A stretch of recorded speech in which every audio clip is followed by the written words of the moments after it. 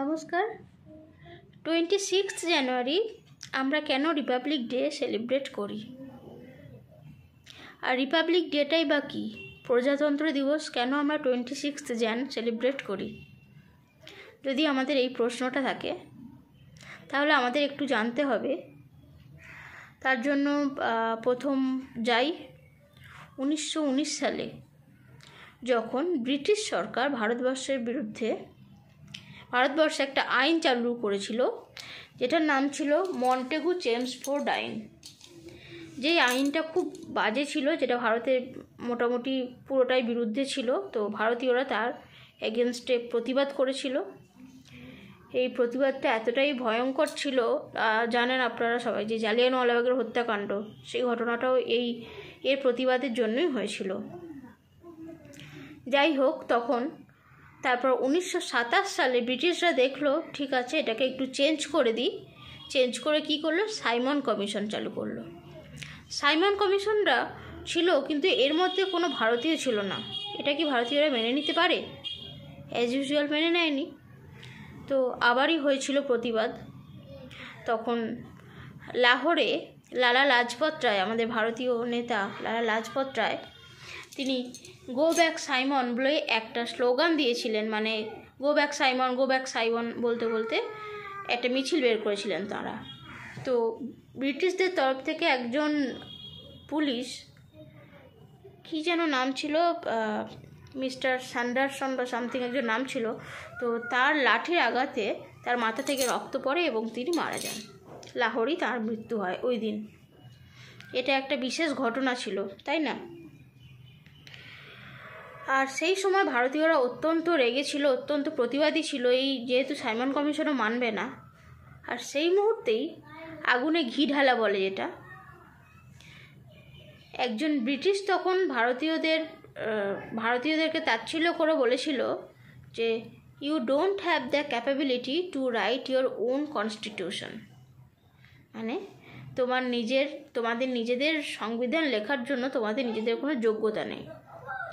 তখন কংগ্রেসের তরফ থেকে মতিলাল নেহরু অ্যান্সার দিয়েছিলেন, shut up, we accept your challenge. আপনি চুপ করুন, আমরা আপনার এই চ্যালেঞ্জটাকে অ্যাকসেপ্ট করলাম। তারপর মতিলাল নেহরুকে সভাপতি হিসেবে রেখে তারা একটা বোর্ড তৈরি করলেন, যেখানে ছিলেন জওহরলাল নেহরু, নেতাজি সুভাষ বোস, তেজ বাহাদুর, তারা সবাই ছিলেন। এবং একটা বোর্ড তৈরি হলো যেটা ভারতীয় সংবিধান লেখার জন্য। আর সেইটার নাম দেওয়া হলো কি? নেহেরু কমিটি। আর নেহেরু কমিটিটা কখন পাবলিশড হলো? 1928 সালে। ঠিক আছে। বাট সেই সময় কিছু আমাদের এই ভারতবর্ষের থেকেই কিছু মুসলিম লীগ যারা ছিলেন, যেমন আলী জিন্না, বলেছিলেন যে এই খসড়াটাকে ডাস্টবিনে ফেলে দেওয়া হোক, এটা মুসলিম বিরোধী, অ্যাজ ইউজুয়াল এই বলেছিলেন। তো তখন একটা ভারতবর্ষে তাদের মধ্যে একটা দ্বন্দ্ব চলছিল। আর কংগ্রেসের তরফ থেকে দুটো দল ছিল, একটা নরমপন্থী, একটা চরমপন্থী। চরমপন্থী মানে যারা পূর্ণ স্বাধীনতা, পূর্ণ মানে স্বরাজটাকে পায়, সেটা চাইছিলেন। যেমন তার মধ্যে ছিলেন আমাদের জওহরলাল নেহরু, নেতাজি সুভাষচন্দ্র বোস। আর নরেন্দ্র প্রসাদ, সর্দার বল্লভভাই প্যাটেল, ওনারা ছিলেন নরমপন্থীতে। ওনারা চাইছিলেন স্বায়ত্তশাসন ব্যবস্থা যদি মেনে নেওয়া যায়, এরকম। তো সেই নিয়ে একটা দ্বন্দ্ব চলছিল। তারপর সব কিছু থামানোর জন্য আসলেন কে? মহাত্মা গান্ধী। তিনি বললেন, ঠিক আছে, ছাড়ো, একটা বছর ওয়েট করি আমরা, ব্রিটিশদের আমরা একটা বছর টাইম দিই, তো তার মধ্যে যদি ওরা কি করে সেটা দেখা যাক। ওয়েট করা হলো। 1929 সাল গেল, দেখা গেল কেউ কিছু করলো না, ব্রিটিশদের তরফ থেকে কোনো রেসপন্স পাওয়া গেল না। তারপর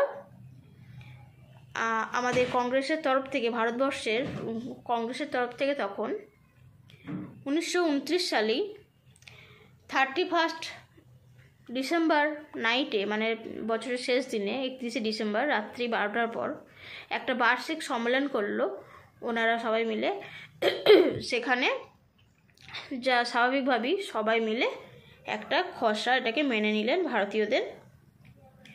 আর সেটা ছিল, আর তার শেষে আনঅফিসিয়ালি তরুণ কয়েকজন নেতা, আর তারা মিলে একটা ন্যাশনাল ফ্ল্যাগ হোয়েস্ট করেছিলেন। তো যেহেতু এটা রাত্রে হয়েছিল, অনেকে জানতেন অনেকে জানতেন না, তাই আবার অফিসিয়ালি 1930 সালে দেখা গেল জানুয়ারি মাসের লাস্ট যে সানডে আছে ওই দিন আমরা ওটাকে সেলিব্রেট করব, এই তারা ঠিক করলেন। তারপর লাস্ট সানডে, এবং লাকিলি ওই ডেটটা ছিল 26শে জানুয়ারি, ওই দিন ওই খসড়াটাকে মেনে নেওয়া হলো। তারপর থেকেই তৈরি হলো। সেই 1930 থেকে 1947 সাল অবধি দীর্ঘ 17 বছর ধরে আমাদের ওই 26শে জানুয়ারি পূর্ণ স্বরাজ দিবস হিসেবে আমাদের ইন্ডিয়ার তরফ থেকে পতাকা উত্তোলন করা হয়, এবং সবাই ওই দিনটাকে খুব সম্মান করে, শ্রদ্ধা করে। তারপর 1947 সালে যখন 15ই আগস্ট আমাদের ভারতবর্ষ স্বাধীনতা পেল, তখন তারপর ভারতীয় সংবিধান সম্পূর্ণভাবে তৈরি হয়ে গেল, যার জন্য টাইম লাগলো 2 বছর। 1949 সালের নভেম্বরের 26শে নভেম্বরের মধ্যে ভারতীয় সংবিধান লেখা সম্পূর্ণ হলো। তারপর নভেম্বরে যেহেতু কমপ্লিট হলো, ডিসেম্বর জানুয়ারি আর 2 মাস একটু কষ্ট করে ওয়েট করা হলো।